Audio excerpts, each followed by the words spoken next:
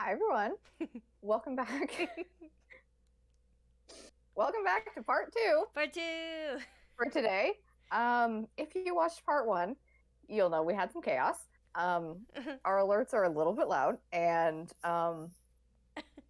I tried to fix them in the break, which is why it took so many minutes for us to come back. I did an oops though, and accidentally deafened Emo again. 2 times the Listen, death.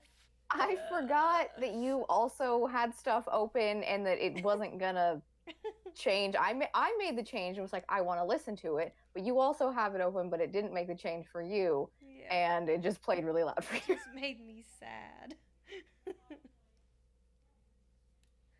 Oh God, I'm gonna cry. It's fine. It's fine. If I suddenly have a new co-host next week, you know why.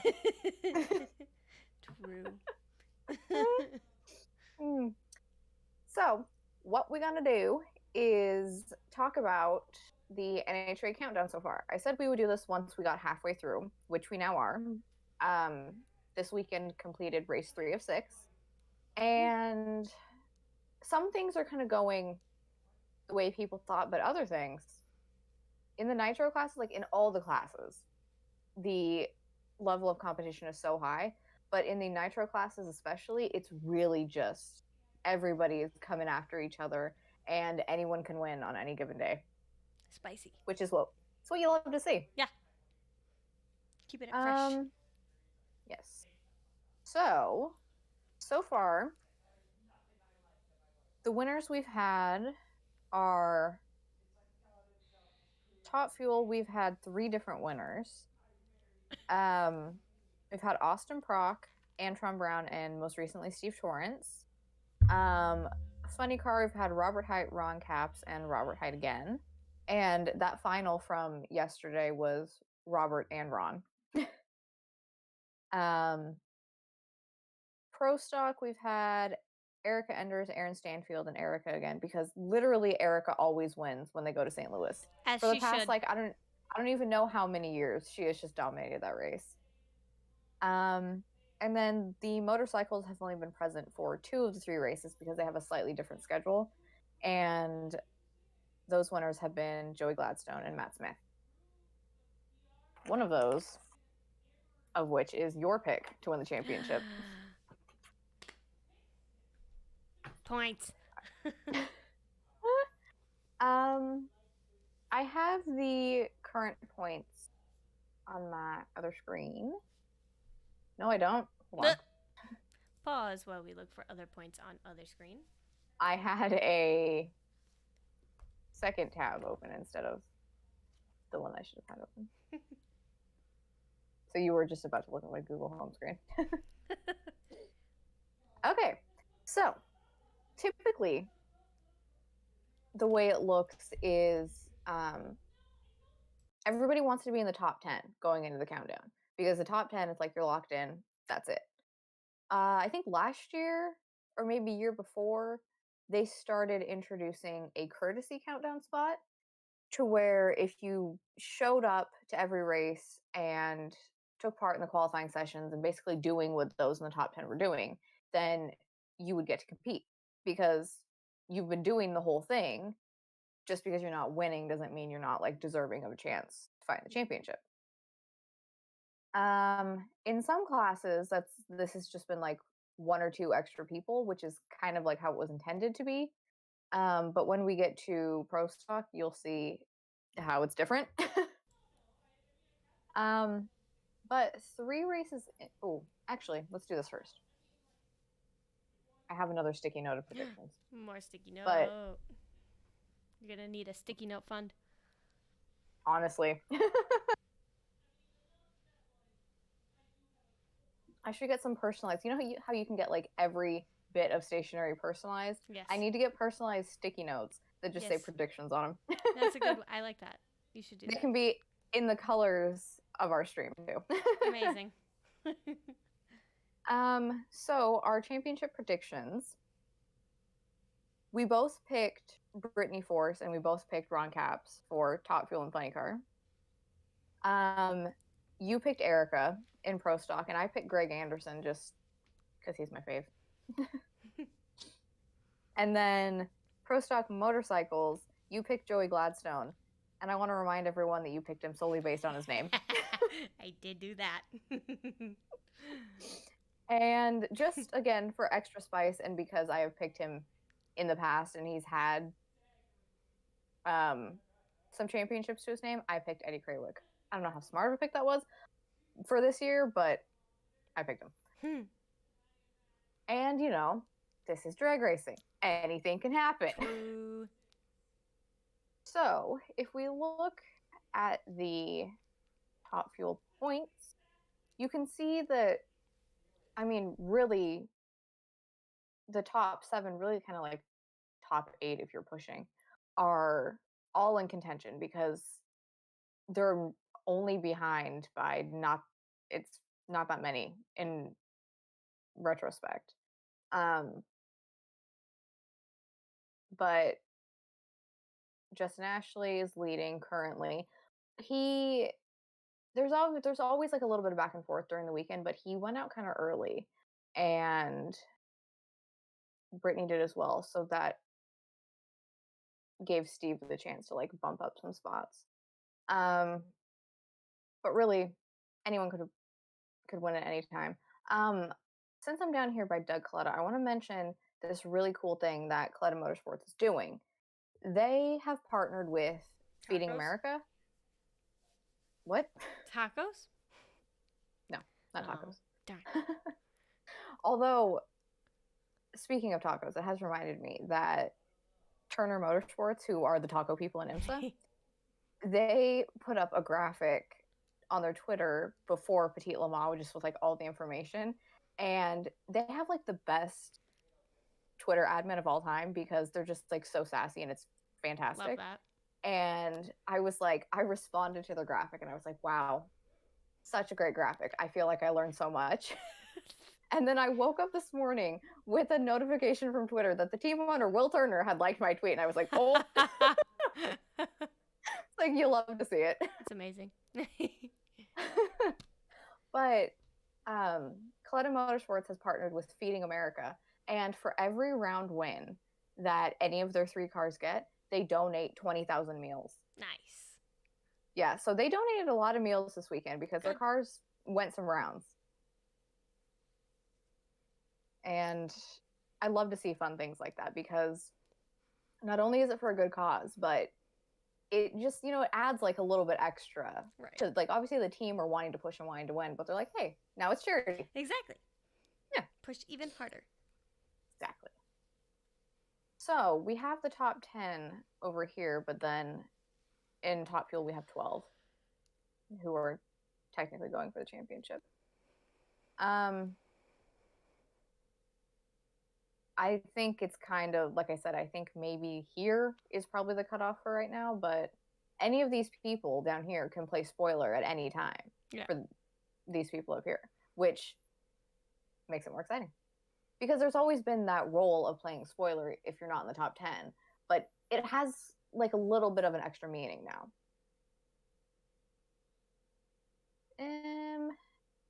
Let's go to Funny Cars. Yay. God, I swear, there's so many pop-ups on this website. You're like, watch all of our videos. Over here we have 11 in total. Like I said, the final for this weekend for this last race was Robert and Ron, and had Ron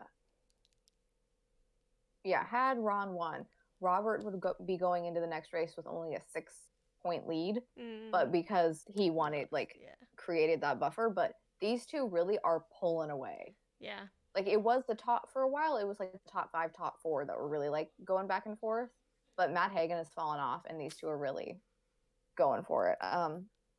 Ron is the defending Funny Car world champion. So to see him at the top again this is his first year as a team owner. He was, sponsored by Dodge forever, and now he's Team Toyota this year, and this is the first year with the Supra Funny Car bodies. It's just like a whole lot of new stuff, but he's been able to like propelled this team forward, and they gel so well together that they're in contention for another championship. And I think to win back to back, especially with this being his first year as a team owner, would be like so special. Yeah, that'd be cool. But yeah. This is the one where I said you'll see why it's different, because swear to God. We have Erica at the top, and she is starting to pull away. As she should. Queen. Women in STEM. Women in STEM. And you see down here, like, oh, you think maybe like 11 or 12 like the others. No. 15. They gave courtesy spots to 15 people, which is like the entire regular pro stock field. Which I was a little bit like, this is a lot.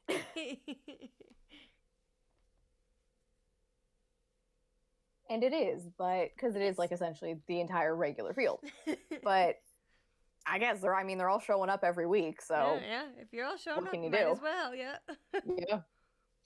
But it's just like once that like kicked in and we could see who it was, I was like scrolling down and I was like, how far does this go? 15 is the answer. 15 is the answer. Yeah, but we have Eric at the top, definitely pulling away. Hell yeah. And then the motorcycles. Oh! See, based on just name alone, not doing too bad. Yeah. They only have their regular, just the top 10, because they don't have that many regular extras. So when I looked at this, I was like, oh, thank God. After seeing like the pro stock one for the first time, I was like, oh, good. Okay. Someone's being normal. But yeah, these races are still really tight. I do think that Matt will probably win just because he has recently won a couple and he's kind of figured it out. Yeah. He did go 202 miles an hour speed over the weekend, which is obviously like huge, but for the motorcycles, they've only recently started breaking 200. So now they're starting to go 201, 202. We're like, okay, where are we going? Speed. Exactly. But yeah, I mean, I still probably think, like I said, if I'm going to be fair, I think 108 points was the cutoff for what I said for Top Fuel. So I think realistically, these 4, 5, 6 guys, they would really have to start winning like right now. Yeah. For them to have a chance, but anyone can play spoiler. And if these top couple are getting taken out, then anything can happen. Anything can happen. But yeah, their next race is, I could probably look on there, but I'll grab this first.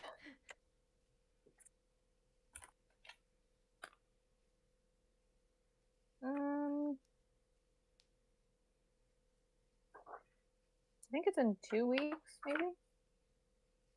It is October 13th through the 16th. They are going to be in Dallas for the Texas NHRA Fall Nationals. They do this thing every year in Dallas called the Stampede of Speed, where they have this really cool, like, or is it maybe a week? It might be a little bit longer. 2 weeks, maybe? It's this whole event that they have at the Speedway where it's just like really cool, like racing events, and the NHRA is going to be the end of that. But last year, I remember this especially because I thought it was incredible. They had, because they do like the national anthem and the presenting of the colors or whatever, but they had standing on the starting line before they started up the cars into the burnouts, an actual longhorn. Which seems like the most insane thing that you can bring to a motorsports event, because they don't like noise. No, yeah, it seems a little strange. But, it's a very Texas thing to do. True. But, yeah, they had that, and I was like, That is very much decidedly Texas. But the whole Stampede of Speed event is really cool. They do a lot of like really fun racing, and I know that they had it. They were airing it last year on like what's it called, Flow Sports or something. I think. I know I paid for it last year, so I watched it, but I can't remember exactly what it's called. But look it up if you can find it, and you can't go. It's worth a watch, I think, because racing is cool. True. As long as it's short. Drag racing is your sport. Exactly. Going to. Oh, that was almost the completely wrong button. I'm going to banish that screen. Just hitting all the buttons.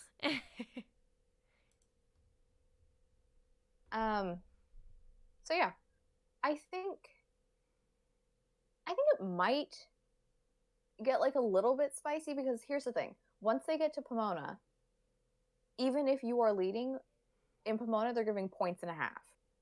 Okay. So it's not just like regular points. Obviously, it's more points. Right. So if you have a lead, and nobody who has a lead right now should be comfortable, not even Erica. And she said this herself yesterday. Anything could happen, because if you qualify bad, or if you go out in an early round, someone behind you is getting a lot of points. Yep. So you really got to like extra be on your game. It's really kind of like when you have to start cracking down and be like, okay, eliminate the little mistakes, try and read the track as best as you can, and have your crew chiefs put in like their best tune up, and just kind of cross your fingers, because drag racing really can be a right place, right time kind of sport. Yeah. The unpredictable. I mean, this weekend there was a couple of pretty legit fireballs and some pretty big crashes, which also, if that happens to someone who's in contention, can really kind of screw with you. Right. Because if you explode and you also oil down the track, you're losing points for an oil down. Yeah. So it's like all the little things, which is why people watch, because it's stressful and it's exciting, and you don't know what's gonna happen. But yeah, I feel like that was. Oh, hold on. I'm trying not to like cough. The vent. No. What I had been doing was, because a lot of times when we do like multiple sections in one day, at the end my voice would be like, huh, bitch, you thought, and it'll just be like gone. So yep. I had been beforehand really making sure to like drink some tea or have like a throat lozenge, but I didn't do that today. And I'm like desperately trying not to cough. But yeah, I feel like that was all I really had to say on the topic. I have my race reports over on Shifting Lanes. Yesterday's was a little wonky because timing and scoring was a little screwed up. So it was different. But it still exists. It's still there. But yeah, what do you think? 3 races left. What you thinking?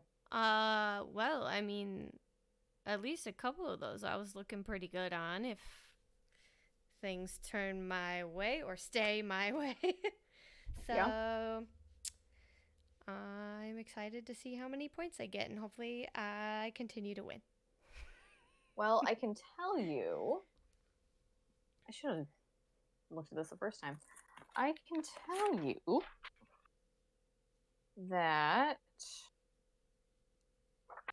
the last race is the weekend of November 10th through the 13th. So, second week in November, we shall find out.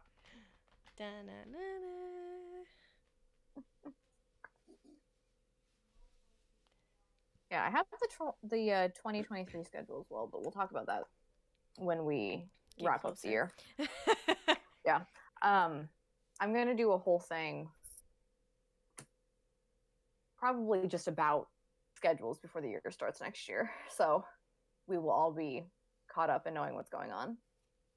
Because I was writing I've been covering a couple series that we don't talk about on here. I've been covering them over on Shifting Lanes, and their schedules have come out. So I was like thinking to myself, I was like, oh God, it's going to be a lot of schedule talk in the next couple months.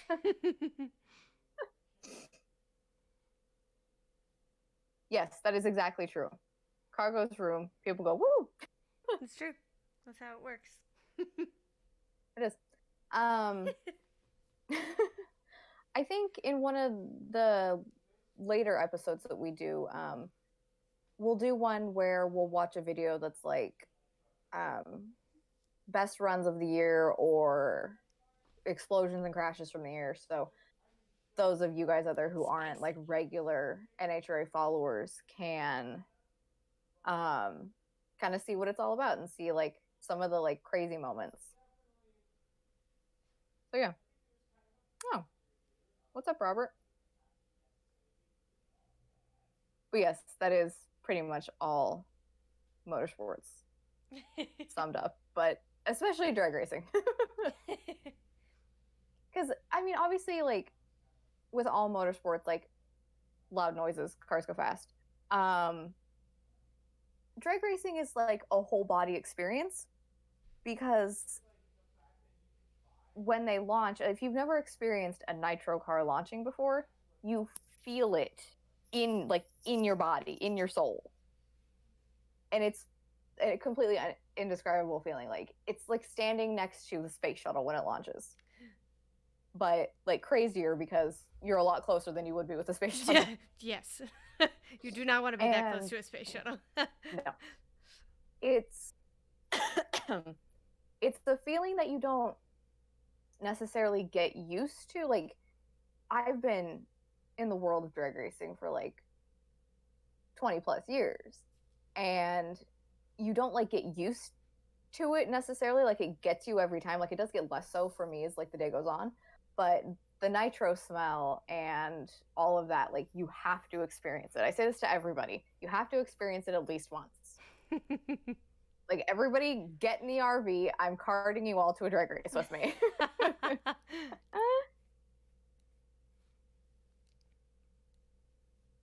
It might be a spicy opinion.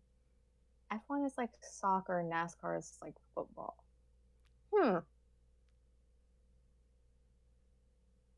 I could see that. Honestly, yeah. Because the only people that care about NASCAR are Americans. And then I mean, they do have like different versions. Like Canada has their own like NASCAR series, or at least they used to. I feel like, but does Canada have football? Yeah, Canadian football. It's kind of hilarious to watch. So then, yeah, and then F1 soccer is more of the like we have soccer like here, but like the Europeans are definitely more into it. Well, even South America, all of those places are highly soccer fan. I don't know how I was trying to say that. But I know exactly what you mean. And then rugby is just niche to whoever happens to like rugby. Yeah. I don't have like a big knowledge of rallying. Like I obviously know like some of the more like historic moments, and I've seen like a little bit of it, but it's definitely, that's like a good comparison. And there are some places where rugby is more so, but America not so much. I think not so much. There are like some college teams that do rugby, but there's also like Seattle has a professional rugby team that like popped up a couple years ago, and then they've just been like, they were like back to back champions or something. I'm like, what's going on? Like, where did this come from?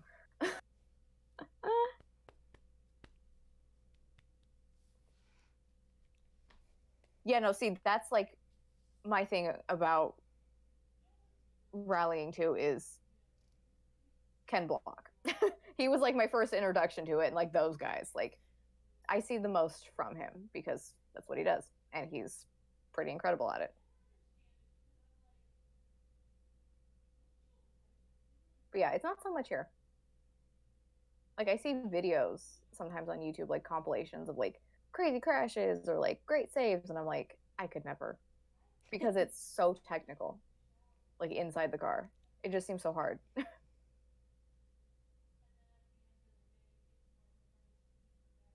But yeah. Anything else, Emu, you wanted to mention since we're here? Uh, no, women in STEM.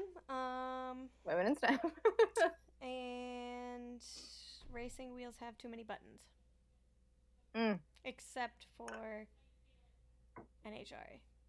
Because they don't have buttons.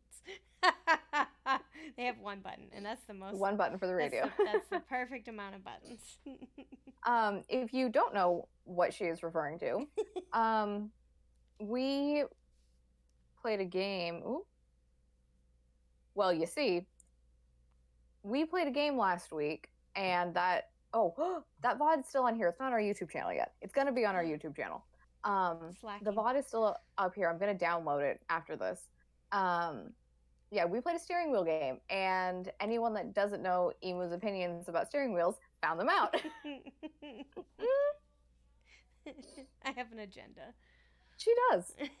And it's not a hidden agenda. It's a very It's really not. Very public and very loud. Very loud public agenda.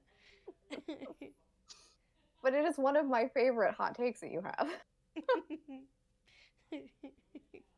Because we can argue about it, and at the same time, there's certain points where I agree with you. True. But mostly I'm like, this is too much. Excessive amount of buttons. In some cases, yes. Monster trucks and NHRA are top tier because less buttons. And technically, NASCAR, they have the two. Yeah, true. Oh, see, I don't know if I agree with that. Well,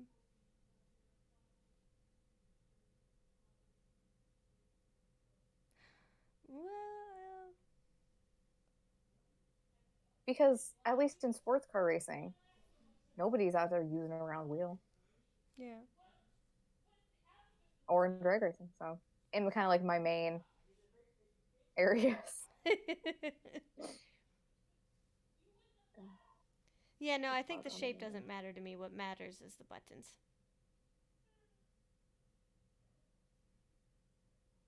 Yeah, you do care about the buttons. You can have whatever shape wheel you want. You want a triangle, you want a star, go for it. As long as it has less than 4 buttons. Yeah, 4 is like your max. Yeah. Can you imagine trying to drive with a triangular steering wheel? No, it would probably be awful. Awful. A star would probably be okay. Yeah, because you can grip. Yeah. You could do both. You could do overhand and underhand. And weird at the bottom. I'm also someone who, unless it's in like certain like situations, I just drive with one hand. Me too. Yeah. That's like where I'm most comfortable. I just kind of naturally, my other one falls off and I'm just driving. But we're also not going that's true. Nearly as fast. You need both hands for racing. But in real life, I'll drop a hand. Unless I'm like in a situation where I'm like merging or needing to be paying attention to like what's happening around me. Hell yeah. One hand for life. Hell yeah. It's funny because that's not even the first time when I was like really learning how to drive. Like I said, my dad taught me how to drive. And like the one and only time, and I'm not even kidding you, one and only time I drove with my mom, I ended up just being one hand and she freaked out. And she was like yelling at my dad. And he's like, I didn't teach her to do that. But because I had been watching him for so long and that's how he drives, that's like how I picked up on it, because my mom sits like a centimeter away from the steering wheel. Her seat is all the way forward. And she's like both hands, but she has her hands in like weird spots. That's just, I never like related with that, but seeing my dad, like watching what he was doing when he was teaching me, that's just how I got comfortable. But I really never, after that, drove with my mom. And even now, I'm like, ugh. Like, it's been a lot of years that I've had my driver's license, and even still, I'm like, you're not a good passenger. And she will admit that she's not a good passenger, unless it's like my dad. Oh, that's true though. Driving with your knees, that's next level. Dangerous. It can be, but sometimes you need to do it. True. I don't do it often, but occasionally. I've done it like once or twice for fun, just for funsies, just to be like, "Can I do this?" And then I stopped immediately because I'm not tall enough for it to be very easy. It's also not very easy for me because I'm not tall. Exactly. We're too small for this. Oh, see, the only time I really like freak out as a passenger is if I feel like I'm maybe in danger. So my mom is also not a great driver. So sometimes I'm a little bit like when she drives. But I'm a good navigator, which is why my dad always had me in the front on road trips and why we can still do that stuff. But I don't mind being a passenger. I just have to feel like the person that's driving isn't going to kill me. True. It's always a positive. And I really only feel like that, like with my mom, and occasionally. I haven't been in a car with my sister for years, but I used to kind of feel like that too. Once I was like not 8 years old anymore. But yeah, it's all about having like the right, driver. Because Yes. there's some people I can absolutely fall asleep in the passenger seat. But others I'm just like, kind of just like sitting like this and looking out for myself, Absolutely looking out for other not. cars.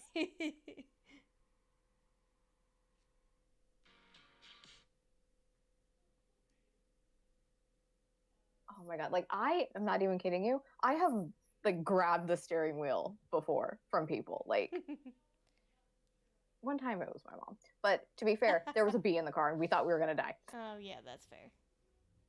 It was honestly, it was like I think it was like a wasp or yellow jacket or something, but it was like this big. And I was just like, ah, and she was like freaking out. I was like, oh, okay, roll down your window. I will make sure we don't die.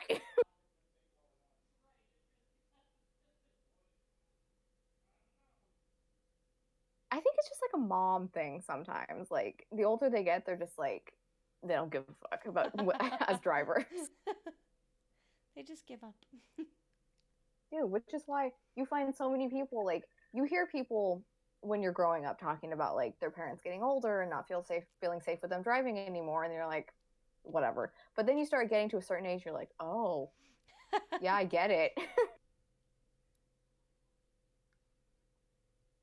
I think the first time I got into a car with my grandfather, like my dad was there too, and I just got shoved in the back seat.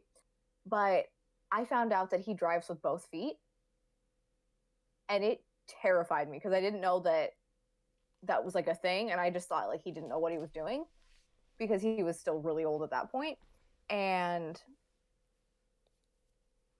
it was scary. But that kind of solidifies like the older they get, sometimes they shouldn't drive thing. Yeah, my grandpa drives with both his feet now. Mostly because one of his legs is kind of like not as good as it used to be, so I think the moving back and forth is a lot harder. Yeah, so it's just easier that for makes him sense. to use both feet. But yeah, my grandfather doesn't actually drive anymore because of his whole dementia thing. Yeah. And the medication that he takes really like knocks him out of it. But right. Yeah, he can't drive anymore, and no one's sad about it. It'll be weird when my grandpa can't drive because he's also like a driving instructor. So okay. It's probably weird for him just to be a person who's using both feet because he literally has taught driving his whole life. Yeah, I can imagine that would be like a weird transition. Yeah.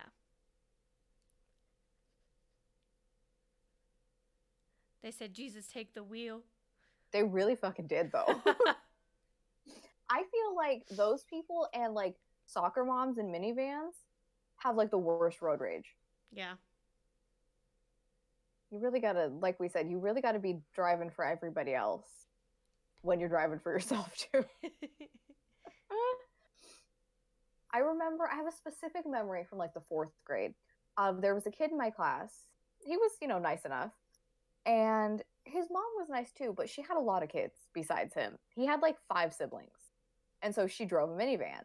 And she was kind of one of those stereotypical minivan drivers. And I think she was late to somewhere. I don't know if it was like coming into school or like they were like going somewhere after school, but she took the turn coming out of our school too tight and ran over the entrance sign to the school and just kept going.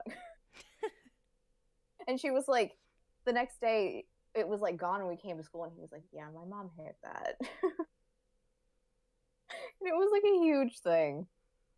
But it was so funny because she was like, I'll come back later and pay for it. Like, I don't got time to stop. Like, all right.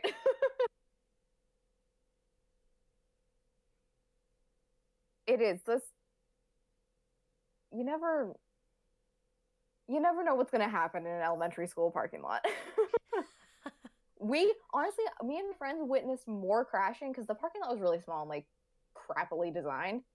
But we witnessed more moms and dads just crashing into each other, especially on half days. They're like, I had to come from work to get you. Hurry up, let's go. Fourth grade do be wild time. It do be wild. I think we have sufficiently rambled. That is true. We did. But we do that. It's part of our charm. Yes. And at least we were talking about something driving related. So yeah, I think unless anything significant happens in drag racing in the next couple races, I think the next time you'll hear from us is the end of the season. And like I said, I will be having my race reports over on Shifting Lanes like I do. And I'll be doing all the tweeting, like always. Good tweeting. And good shifting lanesing. Thank you. Lots of opinions, lots of things to say. So yeah, I think now that I think about it, it might be kind of fun if you win our predictions thing if you write one article. Just to see how it would go. You don't have to write about like anything crazy, but you could just be like taking over as Kira for the day. Like how you got to this spot. You could break down your win.